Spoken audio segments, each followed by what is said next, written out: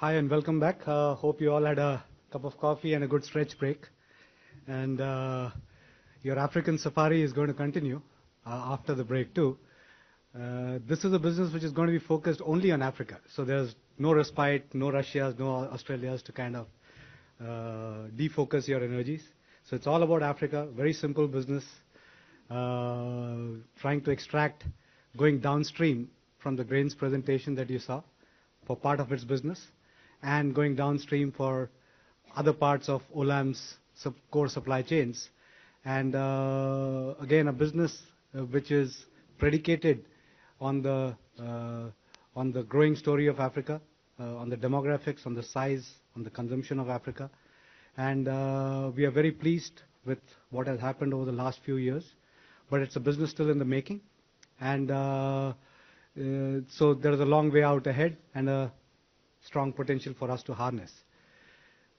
Just like the grains business, the focus here would be to provide you the rationale of why we got into the business, what have we done so far, and what has been the success or otherwise in this short span of time, and then talk a little bit about what kind of growth opportunities that exist, which excite us a lot for this segment, like amongst many other segments. So let me start by introducing the head of the business, Ram Narayan, called Ram. Again, here's one more, and this is by sheer coincidence, one more career graph which started sometime in '95, started in East Africa. He was the country manager for our Tanzanian operations, and then again, for some strange reason and strange coincidence, like Casey, decided to take a sabbatical, go and do his MBA, and then came back and started the packaged food business for us. So again, once more a born-again Olamite in that sense. So I will allow Ram and his team to take you through what I think will be a great story and a great set of products that are there behind you. So please taste and take whatever. There's probably the only BU which can offer ready-to-eat food. The rest of the stuff you should not taste. So, Ram, over to you.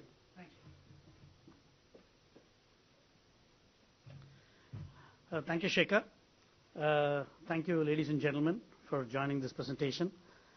In this presentation, I'll be joined by Girish. Girish Nair is our head of marketing. He's been with us.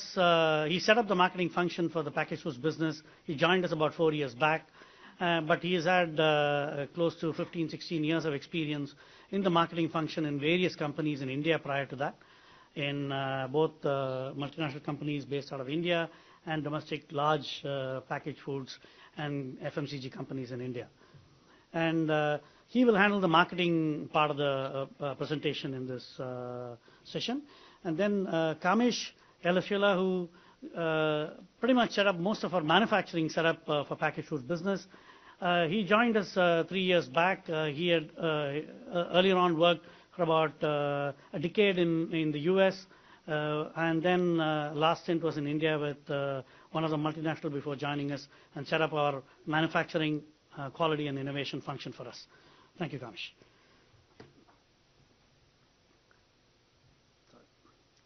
So the agenda. First, I'll give you a brief overview of what this business is about and where we are today, and then quickly on to Africa opportunity. You heard about that to some degree when the grains business presented their sub-Saharan milling opportunity. Then a category overview and sales and distribution. Post that, Girish and Kamesh will handle the rest 2 sections, and then I will proceed with the summary after that. So today we are in 7 markets. Our business, by definition, we want to participate only in Africa. At this point of time, we have operations in 7 countries. In these 7 countries, Nigeria is really the center of gravity for us. A very, very large part of our business and opportunity starts from Nigeria and then Ghana. And the other 5 countries that you see are small francophone countries that dot around Nigeria and Ghana, and serve as consumption markets for us that can be serviced by our manufacturing brands, products out of Nigeria and Ghana. In terms of categories, well, we are in totally 8 categories, broadly into 4 groups. One would be the culinary set of products, which includes tomato paste, MSG seasonings, and milk powder. Then snacking and impulse, which would include biscuits and confectionery, beverages, which is juices and dairy beverages, and instant noodles.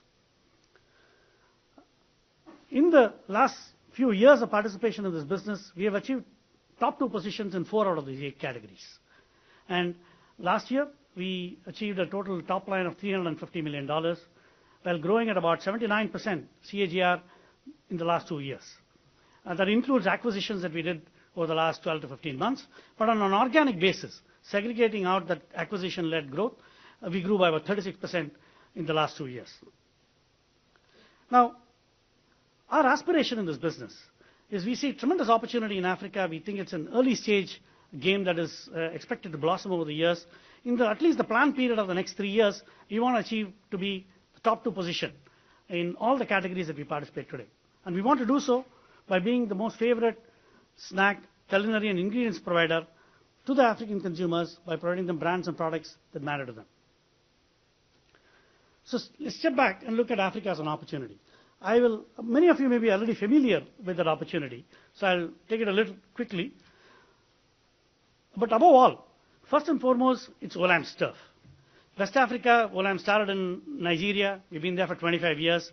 We have a lot of understanding of the ground realities there, what works from a business perspective, whether it's in distribution, handling synergies within the country, and the whole host of stuff that even grains business talked about. Africa as a continent is expected to be, over the next 40 years, the fastest growing population in the world. Expected to add 1 billion to the population, that the entire Asia is going to add 1 billion.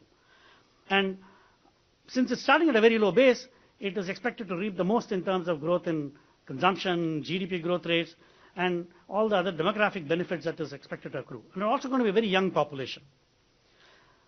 And more importantly is really our opportunity to shape it today. It is very virgin.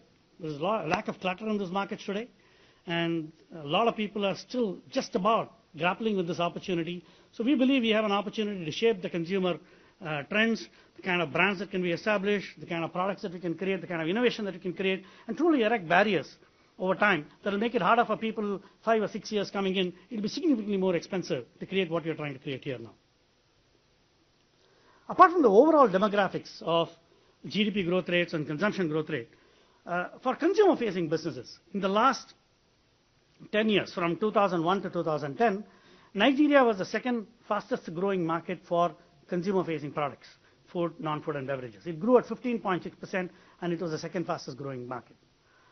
In the next 10 years as well, 2011 to 2020, it is expected to continue to be the top 2 country in the world in its consumption growth. It's faster than in a China or in India, albeit at a lower base than them, but the growth opportunity is there today. Concurrently, there is also a growing middle class. If you look at the C1 and C2 socioeconomic group, that's grown from about 13% to about 42% in 5 years. And growing middle class is an engine of growth for value-added packaged food products. Initially, countries start with staples and commoditized products in bulk bags and those kind of products. And as middle class and wealth increases, aspiration increases, the demand for packaged food products go disproportionately. With that context, I just want to step back and give you an overview of the categories that we participate in. In the 4 groups of categories that we participate in, the total market size in the markets that we participate in the 8 categories that we have identified amounts to about $4.4 billion. And it is growing between 6 and 12% per annum in the last 4 or 5 years on a CAGR basis. It varies from category to category, and that's a very, very healthy growth rate across these categories. In that opportunity, we are in these 8 categories, we have achieved a certain market position over this period of time. We are number 1 in MSG seasoning. We are number 2 in biscuits, candies, and tomato paste. We have a number 3 position in noodles, number 5 position in milk powder, and in juices and dairy drinks, we just got into that business last year. It is the first year of operation, so it is really not applicable. It's only going forward. We have the same aspiration of being a number 2 player within the next 3-year plan period, but at this point of time, it's the first year of operation for us. So culinary. So in the 4 categories, I have tried to put the information around that category around 5 broad headings. First, an industry overview. In culinary, it's a very consolidated industry. Top 2-3 players typically hold about 65 to 75% of the market. As you have seen, we are among those top 2-3 players. But most players are local, outside of us. Target market, these are highly penetrated categories. These are traditional products. The tomato paste is probably the highest used food ingredient among all other culinary ingredient in Nigerian or Ghana cuisine other than grains or rice. It's the single largest used ingredient. So it's a highly penetrated category. And similarly in milk powder. Now, wholesale remains to be the most significant channel of distribution. And this, of course, you will cover later, is true for many categories. But in this, it's even more so. Direct redistribution, of control of redistribution for these kind of categories is very low. These are traditional use products, and therefore impact of innovation is less. Because in regular traditional use products, it is harder to innovate. And over several decades, it has not enjoyed any meaningful degree of innovation. There is minimal brand building effort over a period of time, apart from 1 or 2 exceptions. And sustained brand building efforts can create that advantage. And when Girish talks about what we have done in this category, you'll understand how we could still build market leading positions with sustained brand building investments. If you look at impulse and snacking category, this is biscuits and confectionery, candies. Biscuits is a highly fragmented category, and it is dominated by local players. Whereas candies is reasonably consolidated with top 4 players holding about 85%. We are again one of them. We are very close, number 1, number 2 in this category. Penetration is very, very high at low end. But medium and high end, where actually consumers are moving up today, and we are seeing that trend going quite in an accelerated fashion, there is very little products that meet their requirements. It's really underserved at the mid and higher ends. Redistribution in these kind of categories in any market would be key. Because impulse categories, consumption and category growth is driven by availability and visibility. It's, by definition, discretionary. But in the context that is there today in those markets, actually very little amount of investments in redistribution is there. And again, impulse categories are driven by variety and innovation. It's a bit of a fashion industry. How much amount of excitement and variety that we create drives consumption, drives category growth. Again, the degree of innovation and variety is very low. Very low investments historically. These are surprising facts. These are categories driven by innovation and brand building and redistribution. And these are reasonably big size categories, $1 billion category that is there today between the 2 of them. And still there is very little amount of innovation or redistribution or brand building that is happening till date. We believe it's a great opportunity for us. Third, juices and dairy beverages. We are a recent entrant, as I clarified. In both these categories, our top 3 players constitute about 65% of the market. And it's largely urban-centric penetration today. Therefore, both in terms of penetration, in terms of redistribution, it is primarily urban-centric. It is still not national. There is a very large amount of national penetration for unorganized dairy-based yogurt products. It's huge. But it has still not become organized dairy-based products yet. But that's what the industry is creating and taking share away from the unorganized sector. That's a huge growth area. This categories also are very, very responsive to meaningful segmentation and innovation.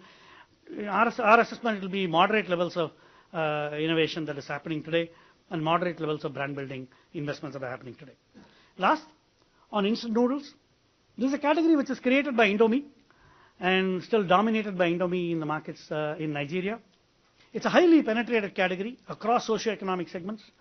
And this is one of the categories where significant amount of effort has gone behind redistribution in brand building.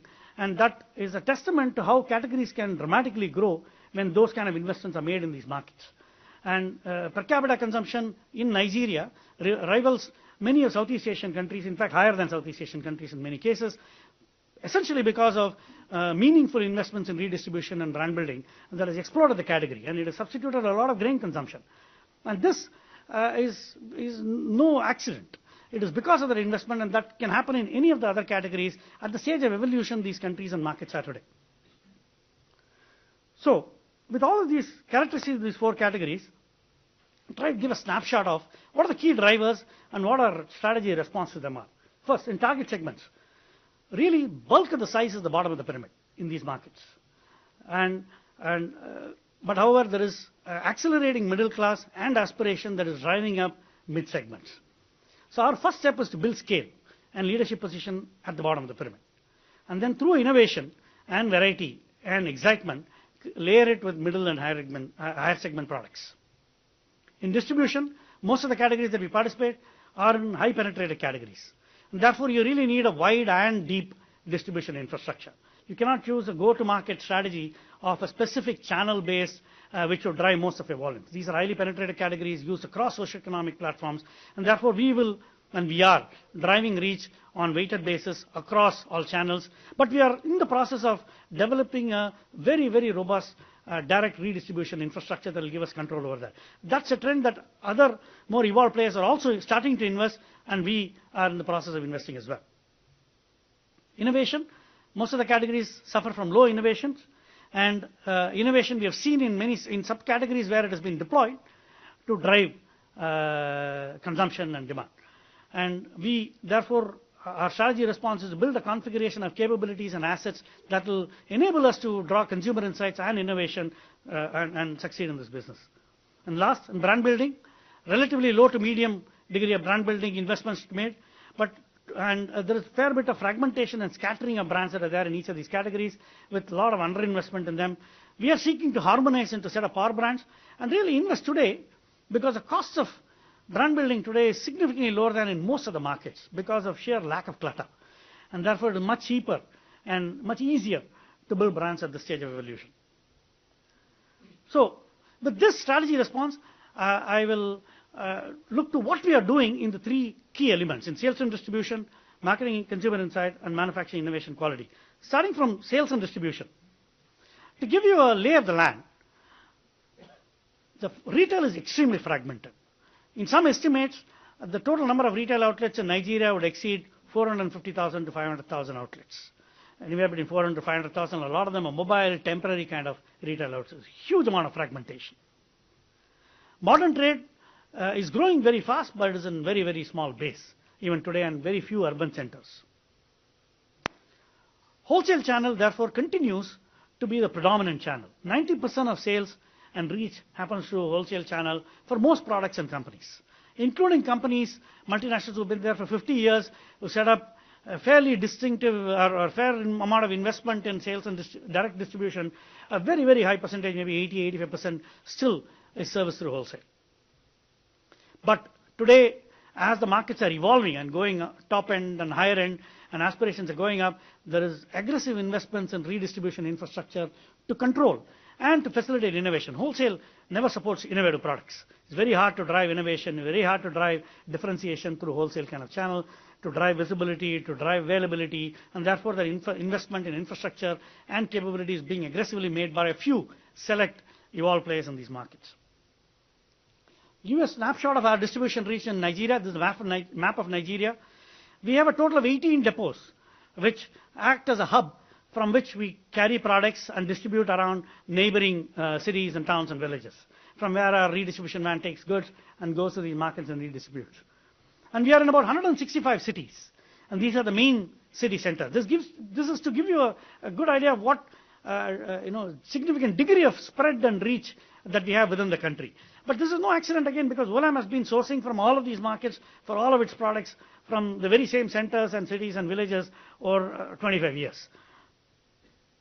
In Ghana, again, we are in 3 depot points and 45 cities across the country. The center and below part of Ghana is where significant population density is there, so you will find a lot more cities and towns that we participate in those countries. Where are we today in terms of actual reach, in weighted reach in these markets? We reach in towns and cities between Ghana and Nigeria, 210 towns and cities, and about 2,000 wholesalers across our categories, and about 13,700 semi-wholesalers in reaching excess of 300,000 retail outlets across these markets. But over the last 2-3 years, we have been investing in building a redistribution infrastructure, both in terms of vans and also in terms of sales force that go to the retail outlets across cluster markets in which foot-based retail redistribution happens. And we have an estimate of about 55,000 outlets that we service directly, and that is growing at roughly about 30% on an annualized basis. So on marketing and consumer insight, I'll invite Girish, who can take you through on what we do in those functions of the business.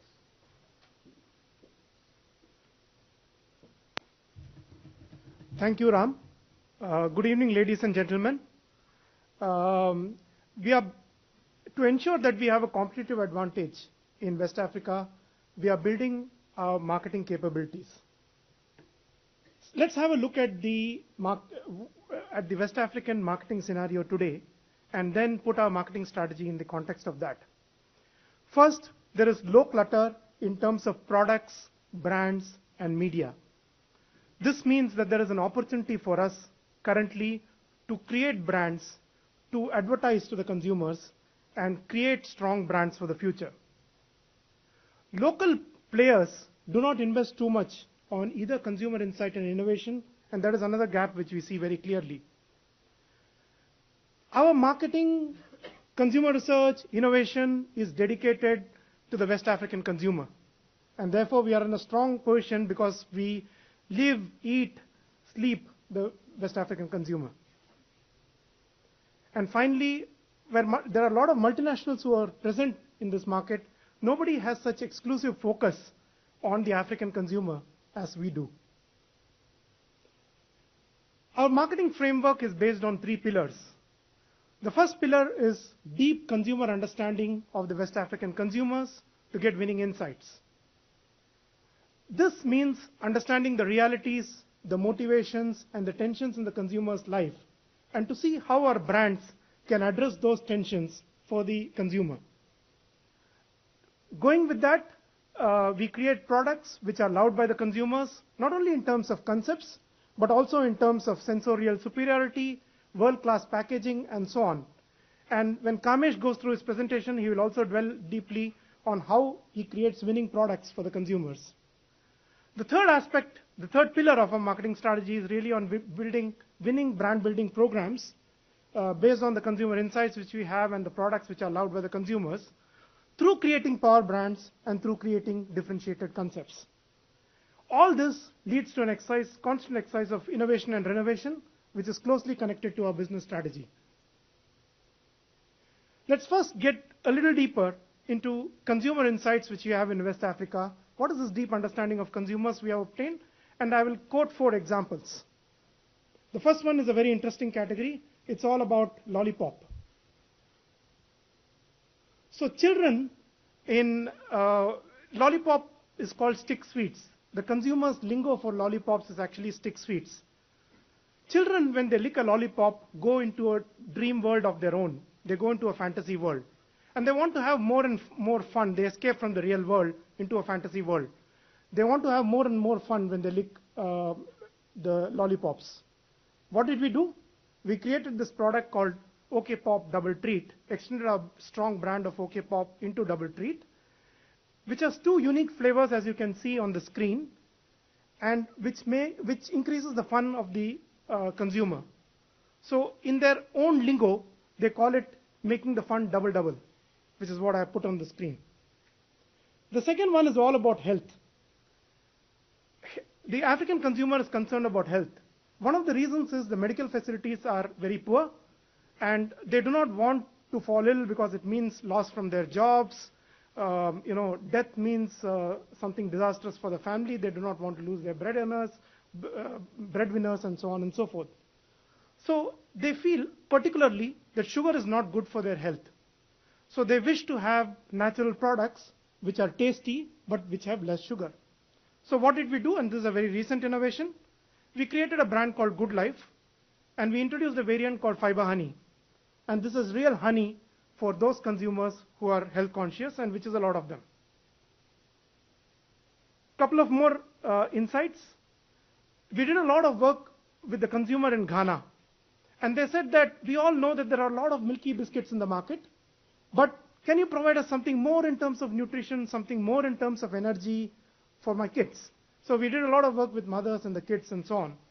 And we introduced this biscuit called Milky Magic, which makes kids energetic and also ensures that they have sharper minds. I want to show you an ad. Can we dim the lights, please?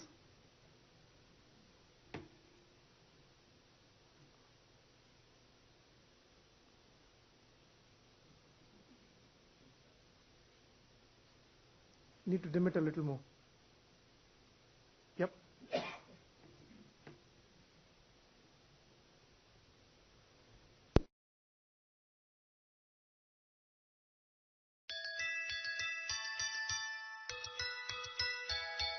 You have what it takes to do. Every task is a chance to prove nutrition and energy. Overcome as a family. Succeed cause there's magic in the air. More than we ask for, more than we can dare.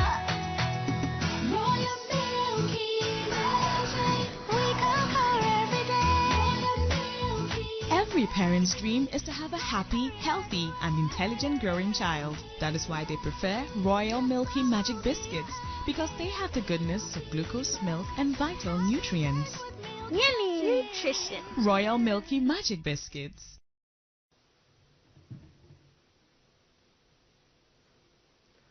Another insight, we have a premium tomato paste brand which we bought over some time back in Nigeria. Derica to the consumer is perceived to be the reddest of all tomato pastes. Now what does the color do? Nigerians like very bright colors, they dress up in very bright colors, they like bright food, it makes them happy, and they are one of the happiest societies around in the world. And we created an ad taking that insight and taking the product insight that Derica is the reddest of all tomato paste brands. So what does the color do? If the color of the dishes is very good, it livens up the entire family. So they come back from a hard world outside, they have their evening meal, and they are energized when they have this kind of a meal. Look at this ad. Can we dim the lights again, please?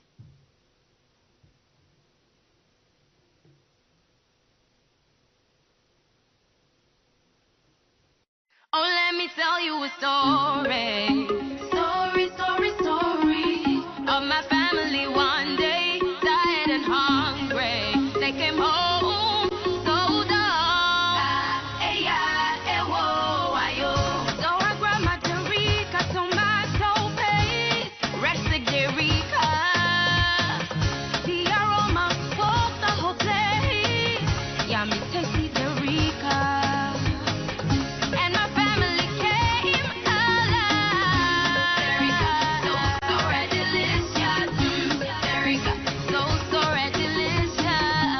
Derica, made with 100% natural tomatoes.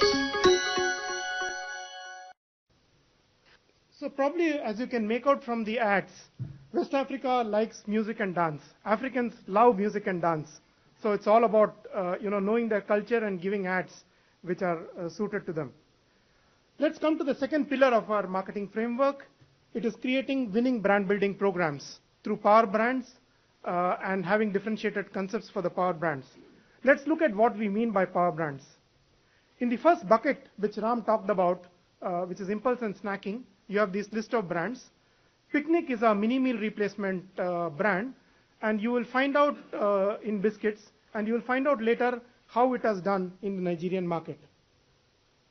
In juices and dairy beverages, we have Blue Boat. Blue Boat is the milk brand which we had taken over, and Blue Boat is also the endorser for all liquid milk products. In culinary, we have Tasty Tom. Tasty Tom is a brand which we created ourselves. It has about a 20% plus market share each in Nigeria and Ghana, and we are extremely proud of the way we have created and gone ahead with this brand. And finally, we have Cherry Noodles, connecting to Saurabh's presentation where he talked about CFM. This we acquired through the acquisition of Crown Flour Mills. And in a short span, we have made it a very strong brand in North Nigeria and are making significant inroads into South Nigeria. Our brand building programs which we have done so far have been successful, and it gives us confidence that the brands which we are building for the future also will be equally successful. Let's talk about Tasty Tom tomato paste. Let's talk about tomato paste. We have two brands, Tasty Tom and Derica. We started off in 2009-10 with a 12% market share, and at the end of 12-13, we are at a 25% market share. Not only has the market share increased, the relative price index, you will see it in the table below, has gone up from 90% to 104% for Tasty Tom. And what does this mean? That we benchmark with respect to the market leader, which is 100. So we were at a discount versus the market leader. We were at 90%, and today we are at 104%. Derica, which is a premium brand, was at 105% in 11-12, and it increased to 110% in 12-13. Let's come to another brand, which is Vedan. Vedan is MSG. We fight against Ajinomoto in the market. We were 32% of the market in 9-10, and we were number 2 to Ajinomoto. Today we are 65%, and we are a clear leader in this market. So basically, we have done this through sustained brand building along with distribution initiatives. And what it really means is that our margins continue to improve on these products because our relative price index keeps going up. Another example of a brand building tool, now this time it's innovative activation, which we did in Ghana. So in Ghana, when we entered, we had a very strong tomato paste brand, which was the number 1. So we said the last financial year that we have to get new trials from the consumers. And we said, let us go with the innovative promotion. Every company comes up with this kind of promotion. This is all around. You open the lid, you will find a gift at the back of it. But usually it is a car, it is a refrigerator, and so on and so forth. So we said, let's shift the paradigm and look at smaller cash gifts, which can be redeemed easily at a retail point. And we gave around 350,000 gifts during the promo, which was all in the form of cash. During this time, we doubled our promo doubled our market share to 38%, doubled our sales, and even the steady state sales after the promo has been at a higher level than what it was earlier. The promo film was also distinctive because there is a lot of suspicion of, not the leader brands, but the other brands in each of these markets. So at one stage, we showed adverts of people, actual people who have won gifts during the promo. And that gotten a lot of credibility and proved that the promo will be a huge success. The third element of our marketing framework is all about creating products loved by the consumers. And Kamesh will also dwell at it in some length when he goes over his presentation. So as an example of this, our mini meal replacements, which we created for the biscuits portfolio in Nigeria, are loved by the consumers. So we came up with this brand called Picnic. And Picnic today, which is a mini meal replacement, is one of the top brands at its price point in less than a year. We came up with Starlight, which is a few months old. Again, this is one of the leaders in its price point in a few months. How did we do this? We achieved this through sensorial superiority. We achieved this through having world-class packaging, as you can see from here. All the acquired brands we are renewing. Most of the acquired brands we are renewing. And Nature's Fresh, which is our fruit juice brand, is something which we are renewing. This is how it was when we acquired the portfolio, and this is how it is now. And this is happening across a number of SKUs and brands. Now, all this will not be possible if we do not have world-class processes. So we have world-class processes in everything, whether it is to create a brand identity or whatever. But a couple of examples here is on innovation. We have the stage gate process for innovation, which is a standard world-class process, but we have adopted it to West Africa. And we are consumer validating everything, the concept, the product, and so on and so forth at each stage, to see that our risks are down and we have improved chances of success of every new product which we launch. The second one is all about media planning. So one of the images which you see in the slide is standard media planning process, which you see in any part of the world. But what we do beyond this is to validate it through a proprietary research, because we want to be absolutely sure that the programs that we are on are the best programs to reach to the consumers. And this ensures a bang for the buck. And in all this, we will not be successful if we do not have partners. So some of the names which you see on the screen are names which you are familiar with. They are big names in the world. And these are the people who help us create winning brand building programs, winning products, and also in terms of consumer insights. So basically, to sum up, there are three elements which we talked about. The first element is getting deep consumer insights. The second element is to create winning brand building programs. And the third element is all about creating wow products, wow concepts, and wow packaging. So with this, let me hand over to Kamesh, who will take you through how he's creating world-class products in terms of manufacturing and innovation.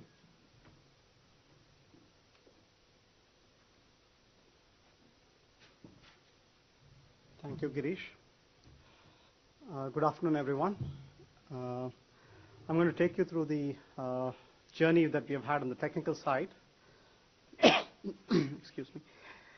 So basically, what I'll walk you through today is I'll tell you a little bit about how we've built a significant manufacturing presence in West Africa by a combination of greenfield and acquired assets.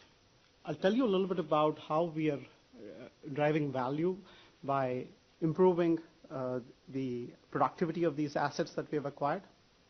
I'll tell you how, with the brands that we want to build, that we are building every day as most loved brands, how we are protecting them with good quality and food safety practices.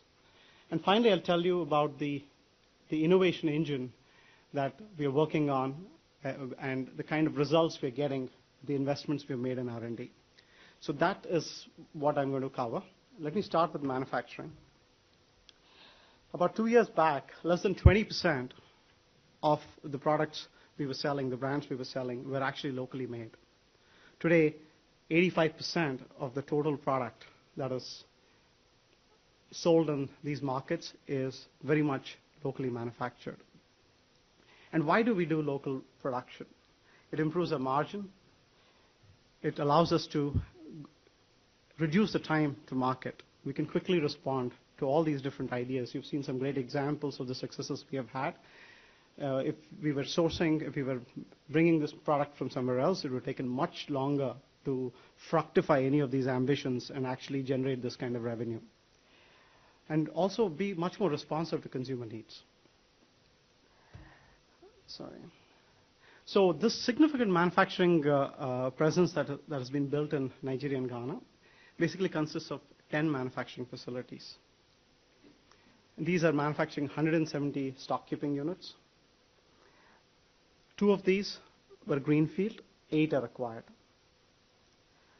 And in this picture, you see our tomato paste plants, our confectionery plant with a modern, European confectionery line, deposited line, and so on.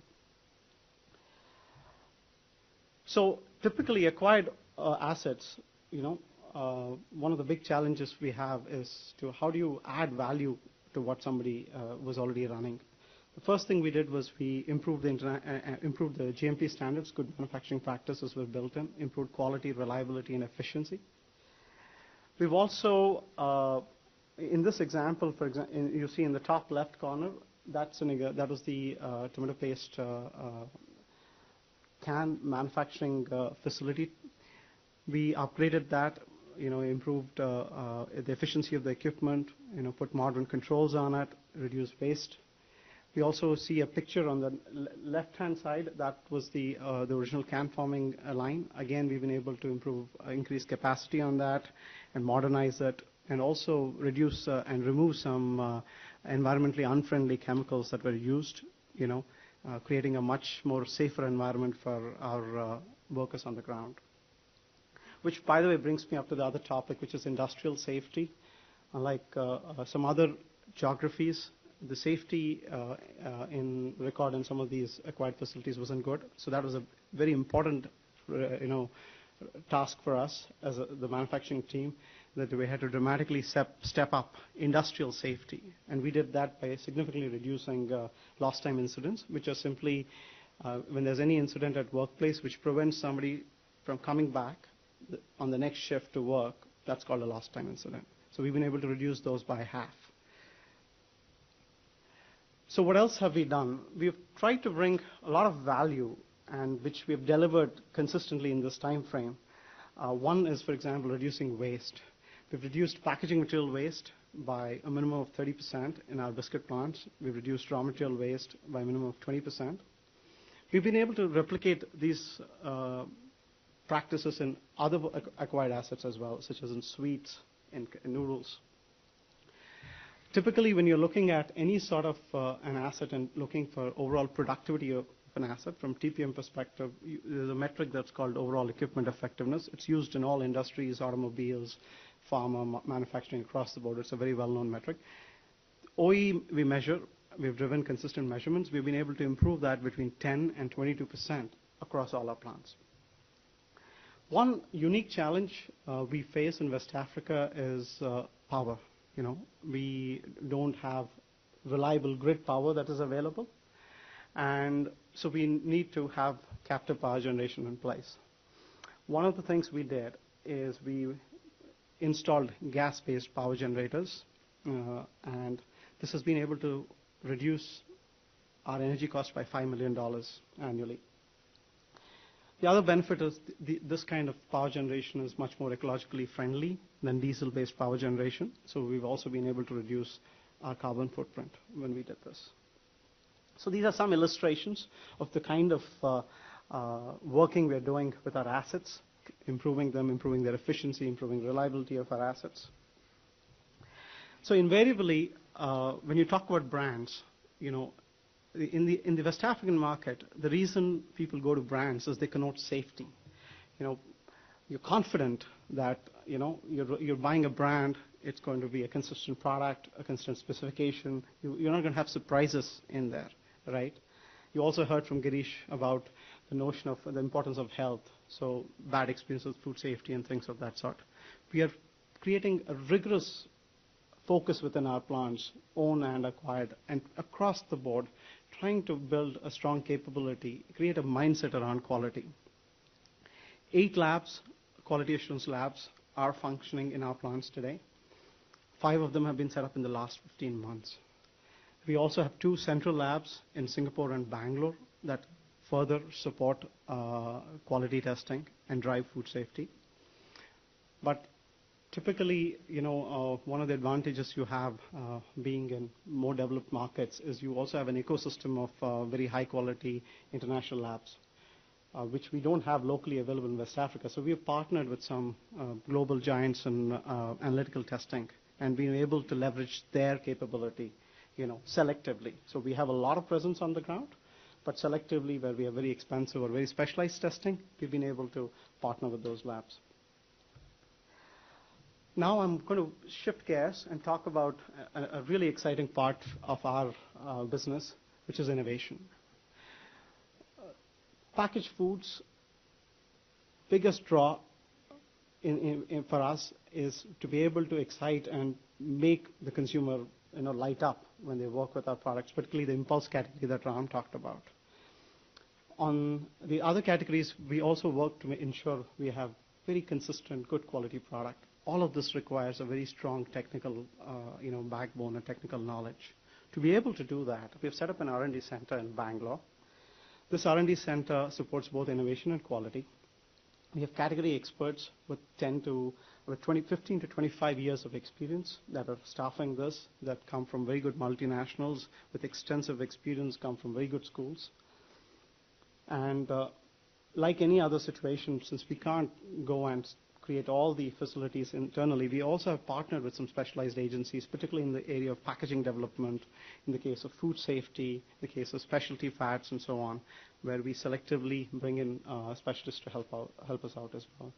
We've also been very fortunate with our recent joint venture with our Japanese partners, Sanyo. We've been able to leverage, and we are beginning to really take advantage of their noodles technology expertise. And that's also helping our business and help drive innovation. So I've shown you some pictures here. You see a pilot biscuit line. By the way, in case if you've ever wondered how biscuits come out, a much larger version of this would be in our plant. A smaller version is sitting right there on the right side. So the advantage of this is it's easy to scale up. When you try just do a very small lab test and try and take it to the plant, it doesn't really run that way. A pilot scale facility allows you to mimic and allows you to scale up much better. And most importantly, you you let the plants do what they're supposed to do, produce lots of cartons for sale, and not distract them into R&D trials and things like that, which create a lot of waste and are fundamentally unproductive. So the pilot facility, therefore, really reduces your cost of generating all these ideas and driving them to commercialization. And on the left side, that's actually our bench lab, which has got some packaging, testing equipment, some other analytical equipment. So when you talk about capability, what is much more exciting is when you actually get a product out, and that really takes off, really goes places. So more than anything else, our biggest excitement is putting these products together. Our specialists spend significant amount of time in Africa. They're in the markets, they're working with the marketers, they're working with consumers, doing a lot of consumer immersions. The first one basically was a fiber honey product. You heard a little bit about the consumer insight and how that came about. But formulating that product, with actual natural honey, making sure it met international standards in the fiber delivered per serving, and making sure it tasted really good. Because the idea is not a healthy product first. It's a tasty product. I eat food because I love the taste of it. It's not a pill I'm popping in, right? So the health benefits have to come. We have to be credible and make sure we deliver those benefits. But most importantly, we ensure it's good, tasty, wholesome food. So we were able to deliver that. There's an example of this R&D center's hard work.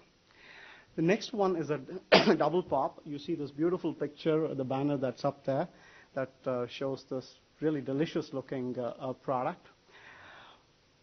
There's a lot of science and technology behind it, and I'm proud to say this was the first time anybody has ever done anything of this sort in Africa. In fact, there are not very many places in the world a double-headed lollipop is available.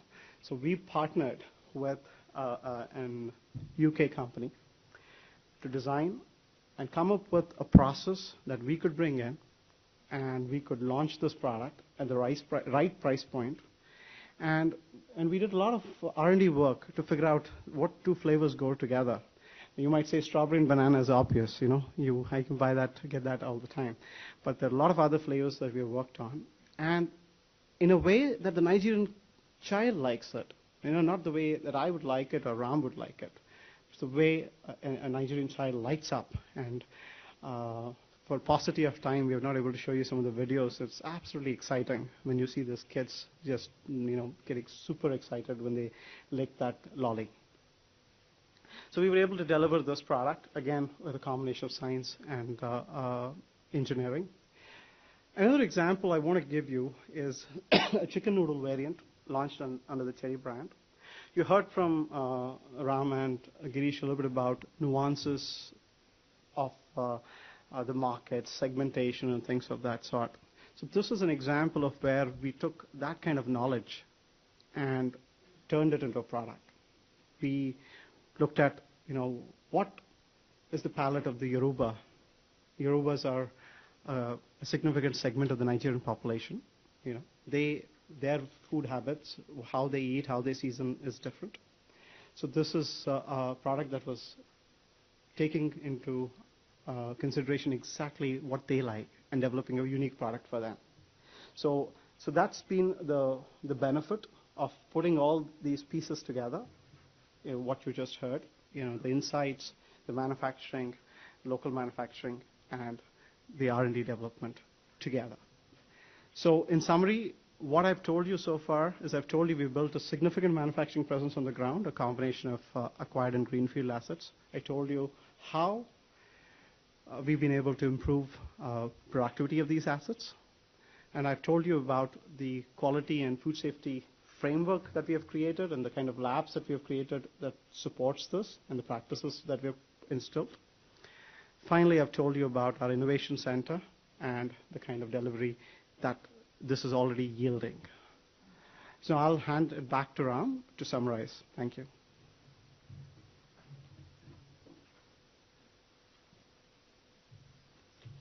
Thank you, Kanish. Thank you, Girish. So just to summarize in a single slide, first we see this business in the space it is in as a really attractive opportunity, driven by first the total market size of 4.4 billion, growing between 6 and 12%.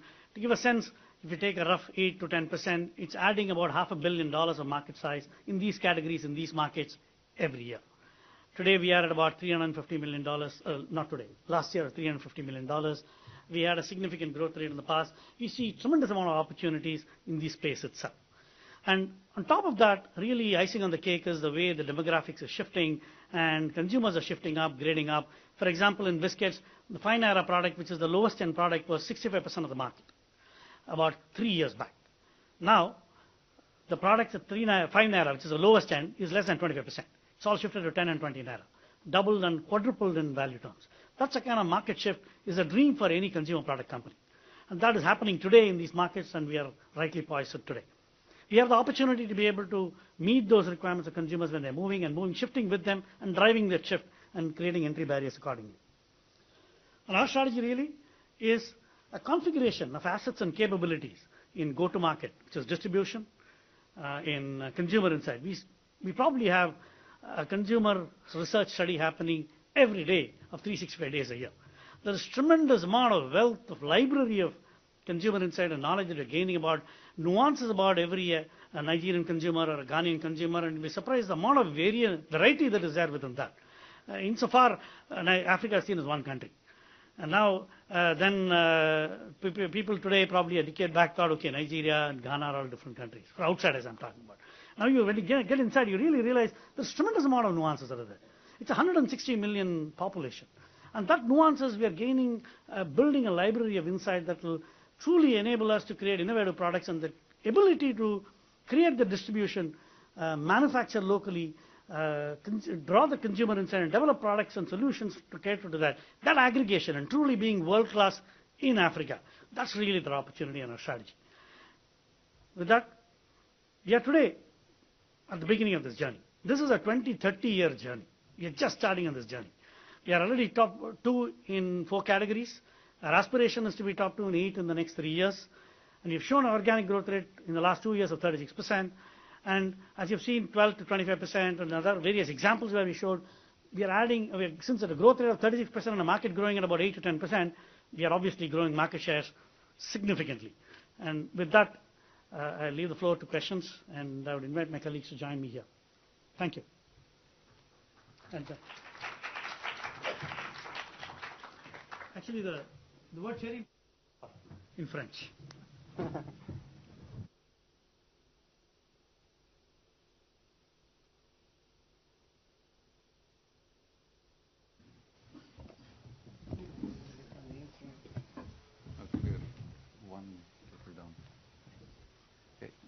Thank you. We are open for questions. Same house rules apply.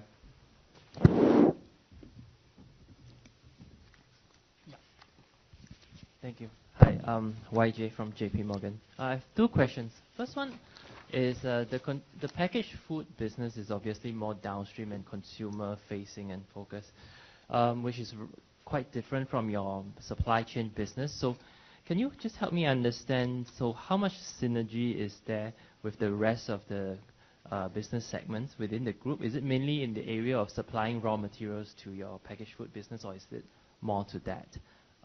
Yeah, that's the first one. Second one is, how easy is it in the markets that you are in to pass on cost increases to the consumer, given that, end of the day, staple products, consumer may be fickle-minded, they can switch. Thank you. Thank you. In terms of synergy, there are broadly 2 areas of synergy. The first area of synergy is obviously in the products that we are in, where a significant amount of input are products and categories that Olam participates globally and also locally. So if you look at grains that you saw, wheat flour, we do wheat milling in Nigeria and Ghana. That's the most obvious synergy if you look at for our biscuits or instant noodles. In both these categories, wheat flour is the most significant input. Or the other inputs in both of them would be fats. So we have a palm edible oil division, which helps us in being able to manage that feed. And the third significant ingredient in biscuits is sugar. And these 3 put together is probably 90-95% of input into a biscuit. If you look at dairy beverages and dairy powder, Again, we are a global player in dairy products, whether it is fat-filled or full cream milk powder. If you look at tomato paste, where we are close to being market leaders in West Africa, we have a huge tomato paste operation in California, and today California is among the most competitive sources of tomato paste, and beating even China today, and the most significant producer and cost competitive for a quality producer, and that gives us tremendous advantage as being end-to-end in those categories. So that's clearly one, and it is not just a a simple cost advantage. Each businesses have to stand on their own feet, and no business subsidizes the other. But we get a significant advantage by sheer informational advantage. For most other FMCG companies around the world, a greatest value add that they look for Olam as a commodity supplier is information as to when to buy, how to buy, and how do you manage those price risks. For me, that's free, and that's available unvarnished. And that's a huge differentiator for somebody at my scale, and having that kind of insight that a global player like Olam with 25 years of experience provides to us. The second kind of synergy is about how do we synergize within the country level. Being in Africa for 25 years or Nigeria for 25 years makes a huge difference for me than most of the players. First order, at simple supply chain logistics level, whether it's warehousing or how do you handle materials or transport materials. We have 85 trucks which carry all our biscuits from Lagos into Kano and North Nigeria and bring back sesame or a cotton on a back freight on that basis. So we could have tremendous amount of utilization for those trucks. We have our ability to manage these ground risks in markets such as Nigeria and Ghana that comes from a tacit understanding and knowledge and capability that is available for free for us. And it enables us to significantly de-risk our business on the ground. And if you look at currency, we have an export part, there is an import part, and our ability to manage currency at both ends and therefore reduce transactional costs around that is also significant. There are huge ability to attract talent at a very low scale. Olam in Nigeria, if I go without Olam, I wouldn't be able to attract the kind of talent that I have today in the table or the kind of talent that I have on the ground in Nigeria. All of this makes a huge difference being part of Olam and being together in Nigeria and Africa. The second part of the question in terms of ability to pass on prices. It varies from business to business. So if you look at a category like tomato paste, and where a significant part of the input bulk paste is imported. It is processed and packed by us on the ground, but input costs are dependent on dollarized costs internationally. And since most players are at least at our cost, who are not even, if they are not value adding, there will be an even greater impact in commodity price moves. The price moves in the markets are very, very quick and very, very efficient. If you look at products such as biscuits or confectionery, typically these are price point based products. So the way you manage your commodity risk is how you layer up your product portfolio. That's transactionally, if there is significant commodity price moves like everybody else does, you will try to reduce the weight or change your price points. But strategically, how do you layer your portfolio as a part of how much of high-end, high margin products that you have as a portfolio? How is the medium-end products that you have? How much of lower end that you have?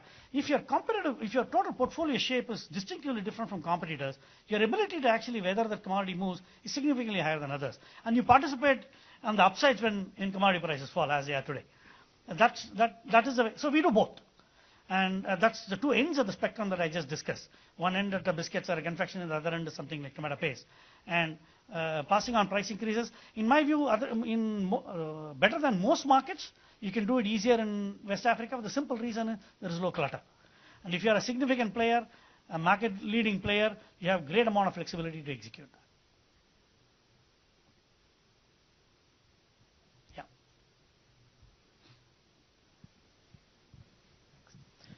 Tilan from HSBC.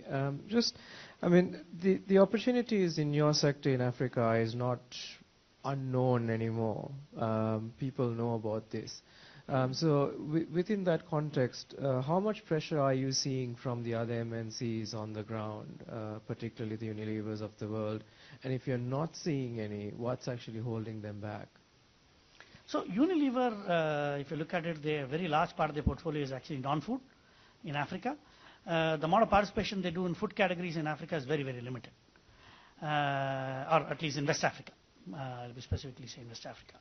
And in the categories that we today participate in, there are only very few that they participate even globally. Nestle has been there for a long period of time, and again in the categories that they are, for whatever reasons, even though they've been there 5 or 6 decades, they are in the categories that we are in today.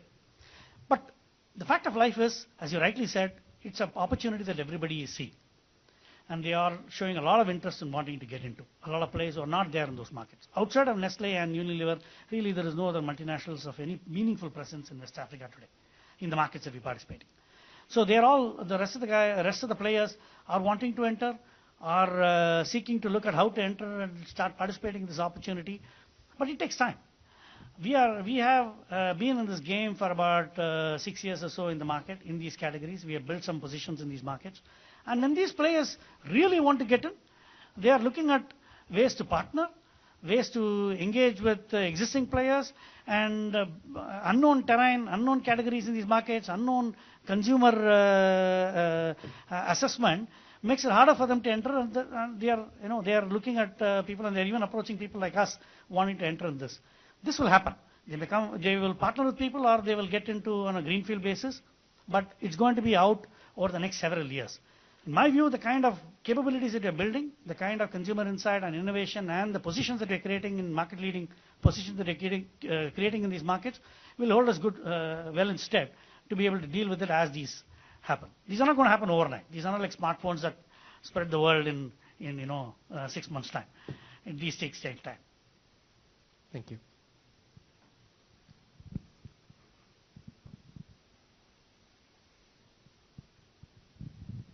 Hi, Patrick here from Citigroup. Just wanted to clarify this.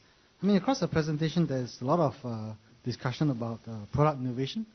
But am I right to say that across the next couple of years, the key expansion is really geographical, which is, you kind of mentioned that actually 80% of your assets were really acquired assets. And is the product innovation phase now sort of complete, and hence the next stage, which is going to be taking these products into all the neighboring countries and hence creating a much larger scale for the products that you shared today? No. See, if you look at the 80% are acquired assets, these are also assets, manufacturing assets that are used to produce the products and categories that were hitherto importing. So we started value adding locally. So it was servicing. It was not just that the whole business was acquired in manufacturing. So it is just to supplement what we were already doing. To answer your main point, as I said, these categories in these markets are close to $4.5 billion size, and they're growing at roughly, let's say, 10% per annum. And that's about $500 million adding into that total market size in these categories, in these markets. The way we see it is, at least in the plan period, we can achieve probably twice as much as our aspiration or hope to achieve just being here, with doing no more than actually continuing to build, participating in the market growth and building market share that we want to do it. In the far forward, in the future beyond the plan period of 16, yes, our aspirations are sub-Saharan Africa. Our aspiration is to be able to dominate and build leadership across Africa in this business. But do I need to do it in the plan period? I don't need to do it at all. I don't have to take on that, because there is huge amount of existing opportunity in these categories, in these markets, that will keep us busy for at least in the plan period. Thank you.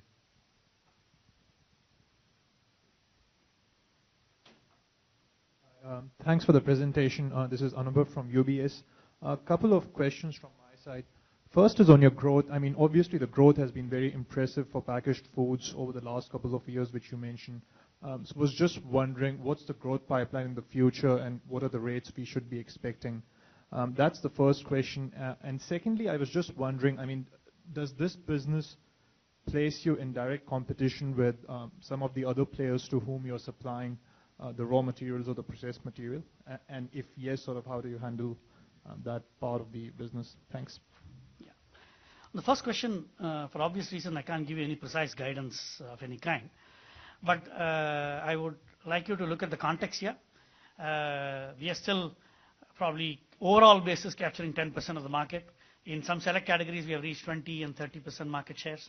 And we continue to aspire to take those kind of leadership positions across. And the market itself is growing by $500 million every year.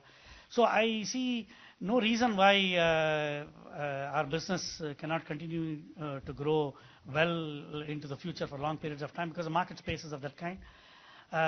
So the opportunity is there, and we do certainly hope that we can continue to execute on it on an ongoing basis and retain our leadership. On the second question, in terms of customer conflict, in the ground today, in the way our global customers are participating in the ground in these markets, we are actually not in conflict. As I said, they are not in the categories that we are participating, and therefore there is no direct conflict today. But in future, that kind of conflicts can arise. In future, they may want to enter those categories, or somebody else may want to enter categories. Those are possibilities. There are two ways to look at it. One, historically, Olam has confronted over the last 20-25 years, as it expanded its participation across the value chain, several times these kind of channel conflicts in every point of time. And we have been able to manage those conflicts and continue to engage our customers without losing the franchise and continue to build the business. And it is true for most globalized businesses today. Samsung is the largest supplier to Apple today. So that is not, it's pretty de rigueur today in these globalized economies. But it's also a second opportunity that when they eventually want to come in and want to engage in it, as part of our strategy, we have said that we can grow the pie and create greater winnable platforms by engaging with inviting strategic partners into this platform. And we are open-minded at that stage. It will be interesting for them to look at it together.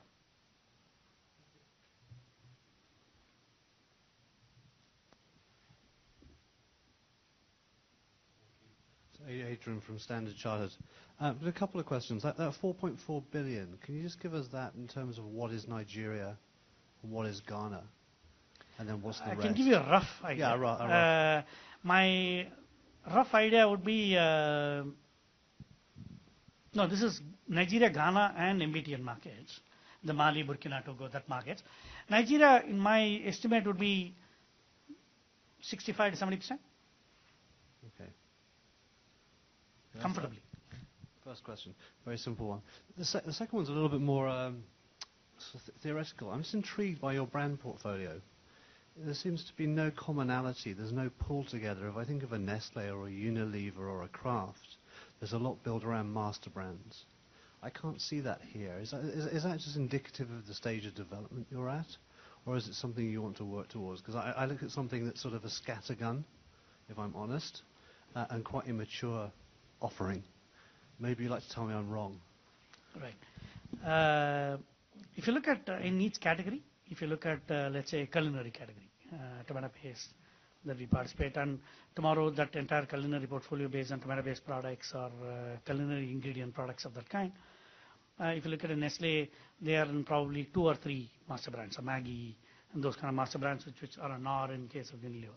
For us, Tasty Tom and Derica offer those platforms. Today we had pasta, we had edible oil in the same brand platform. If you look, you'll have to look at it category-wise. If you look at our entire dairy beverages range, whether it is milk powder, whether it is dairy milk, flavored milk, yogurt range, full of that, all of them come under Blue Bolt. A single endorser brand, like a Danone or each one of those. So in each of these category elements, there is a clear endorsing master brand involved. In biscuits and confectionery, we would have more than one. If you see globally, barring a few exceptions, actually a lot of these, because there's a lot of variety involved and a lot of subsegments, you typically create 3 or 4, which allows you platforms. At premium indulgence line biscuits, typically you would have a different kind of a range. If you have health-based platforms, you'll have a slightly different endorser brands. So we are in the process of creating between 3 and 4 in the highly variegated kind of categories. In the more concentrated category, we typically have 1 or 2, and that's true even today. So I would hope you would understand it's not scatterplot. I'm always intrigued. Companies at their early stage of development, lots of money spent on advertising, and we don't necessarily see the earnings today. But maybe you could just give us a feel for how much dollars you put on the table, because early advertising typically has big value when that media market develops and the price of advertising goes up. So I'd just love to know if you can share with us how much money have you spent on building these brands so far. I'll ask Girish to answer that, but just one pointer here. While in regular markets, early stage when you're entering a category, you have disproportionate investments in marketing to build market shares. But you must remember in these markets, the level of clutter that is there, both in brands, products, and media, is so low. As a percentage of revenue, the spends that are made by anybody, most people and almost everybody in these categories, are significantly lower than comparable outside of, say, West Africa. They're generally significantly lower. In different categories. So just to answer your question, in different categories, we have different advertising to sales ratios. And it varies from, let's say, 1.5% to 2% to about 6%, as I can see today. I think even in categories where we are spending less percentage, it's about getting, better insights. It's about getting those cutting-edge insights, which will enable you to spend less money than what you should normally be. And also on share of voice, even where we spend 2%, because the top line is there, our share of voice would be about 70%. That's the lack of clutter that you have. And the low cost of media as well. It's one of those rare places on earth today.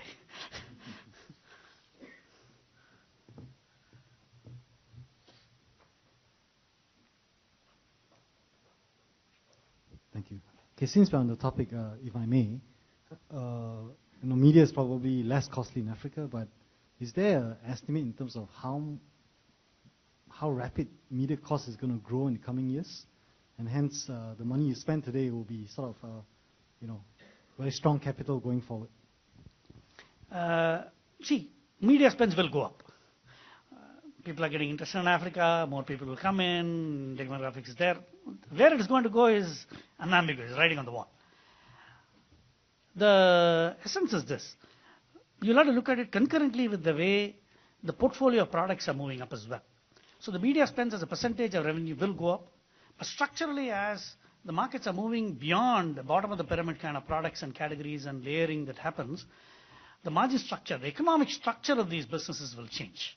And therefore today in highly evolved markets, developed markets for highly high-end products, you would have a very high gross margin profile with a very, very high percentage to revenue ad spend. So that will be the end game. Here it will continue to grow. But these are not seismic shifts that it will change in 1 year or 2 years. It's a systematic growth of 10, 15% every year that will grow. Certainly today's investment dollars is money better spent because you'll get much more bang for the buck than future. And therefore we manage to ensure that our share of voice in the categories that we spend, for example in biscuits and confectionery, will be crazy. But our share of voice is probably 80%. So we invest today because knowing that this is going to be so much cheaper in the long run than doing it later. Just a follow-up, which is, I think the question which Adrian asked earlier, which is master brands. So are you at a scale now which will allow you to brand or spend on advertisement such that you can actually leverage across your portfolios rather than just on individual products? See, sharing of brands across dissimilar categories, you can do it in very unsophisticated markets. And it's a very short-term thing. Or like between a tomato paste and a biscuit trying to share it, which is really an endorser of quality. It's almost like a supermarket brand, Aldi or a Carrefour kind of brand. That works in very unsophisticated market, unless you have a Carrefour itself, in which case it works in probably France as well. But in reasonable degree of sophistication, it is better to have, at least at a category level, harmonized brands. In fact, ideally you should have more brands if you have the economics to support it, and niche carved out level. But since there's no economics, you try to bring the right balance. At category level, we'll be harmonized. Across category, we will not share. Okay, thank you.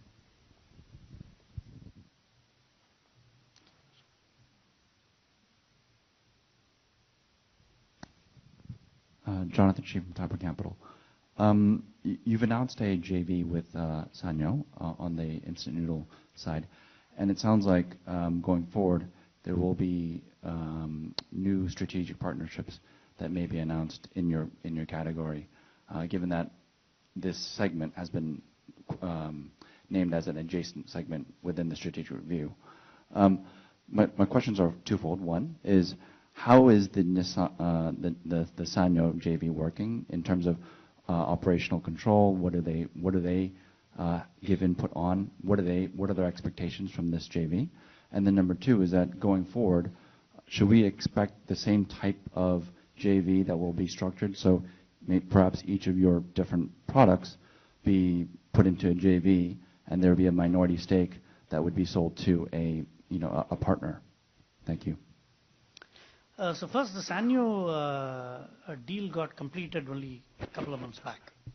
But by the nature of that relationship that fortunately we have had the comfort level, we actually started working together several months back. They started visiting our plants with their technologists, and on a qualitative level, we've hit it off quite well.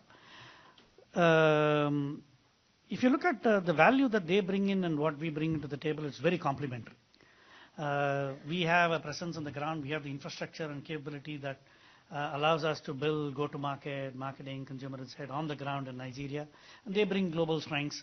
They are market leaders in China, in Vietnam, in top 2 player in Japan. And they've been doing 60, 65 years of noodles. It's a really long time doing noodles. So that technology, that innovation prowess that they have, combined with what we bring to the table, is a terrific win-win for both of us. It's a minority partnership they've invested in, and therefore, the operations of the ground is entirely run by us. It's our management, we run the operations. And they engage with us. They, in the first couple of visits that they made with their people, have already, as Kamesh shared, made a big impact in the way our efficiencies in the plant are improved, our additional capacity choices of machinery that we want to make, and their negotiating power in enabling us to reduce those costs, and innovations. We have identified a few opportunities in noodles based on certain consumer insights, and we needed their expertise to be able to make that kind of distinction with the kind of product variety that we can provide. And we are excited over the next 6 months to 1 year. I think we will start seeing the impact of the kind of technology and innovation input that they're going to provide for us. On the other aspects of going forward, directionally, certainly we have identified this platform as something that we will be excited to, we will be looking forward to have similar kind of investors over a longer period of time. In what shape and manner it will form, whether are we in desperate hurry today? No. It's a platform we believe makes a lot of value for us to bring in someone else to partner who have world-class skills like Sanyo has, and that can enable us to grow the pie and execute and dramatically accelerate the growth platform. But there will be platforms where we'll be very, very happy to build it in the way it is. We have built it over the last 5 years at this kind of a growth rate. Absolutely happy to build it on our own. So it may not happen to all of them. It may happen to some of them. It may happen together. At this stage, it is really exploratory. Really, the mandate for me and for my business is build a business. Attracting partners is the easiest thing to do after that. For Sanyo, do they have a local team in Nigeria managing their own business? And I guess my question is, like, what are their expectations of this JV? What are they getting out of this JV? They've invested 25 million, with a valuation of about 100 million, and the market is 500 million, dominated by Indomie. So I'm just curious to know, what are their expectations of this investment? Sure. See, they don't have any dedicated personnel sitting in Nigeria. They didn't have any business in Nigeria before. If you look at it from their standpoint, they've been a significantly noodles company. It's a privately held company, but invested in various listed companies across for 60, 65 years. When they reflect back and look at where is the next real opportunity for instant noodles category, they didn't look at the overall demographic stuff, instant noodle category, and they looked at entire sub-Saharan Africa as the most interesting piece for them over the next 20, 30 years. They're really long-term players. They invest for the long term, and they build businesses for the long term. And they see this opportunity most significant in sub-Saharan Africa. So when they looked at partners, it was not just a Nigeria-centric partnership. So even our relationship with them is really sub-Saharan partnership, and the starting point being Nigeria. And they are of the opinion that what we've done in the last 2-3 years, we took that business at 1-2% kind of market share. We tripled their business within 2 years. What we took over, and we ran out of capacity within 2-3 years. So they saw us potentially being able to build this business going forward, and they've seen us what we have done in other categories, whether it's tomato paste or biscuits and other categories. So they see some confidence in our ability to execute on the ground in Nigeria. They went to our Ghana operations, they saw other operations. They feel comfortable as a partner in Olam. And Olam has operations in 24 countries in Africa. As a partner, they feel that we are probably the best catch in giving access to an entry into these kind of markets over the long term. And they are really in a 10-year, 20-year kind of horizon in building a leadership position in noodles business. The fact that Indomie is a leader in Nigeria is only one data point. There is all other countries where noodles is pretty much very, very nascent today. It's up for the grabs for everybody. And we haven't ceded ground yet to Indomie forever. It's just a starting point for us.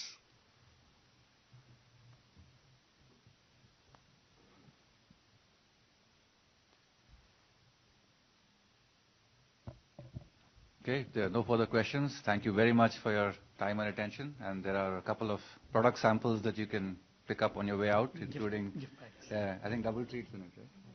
Yeah, you can try the double treat and the fiber honey. Thank you. Thank you.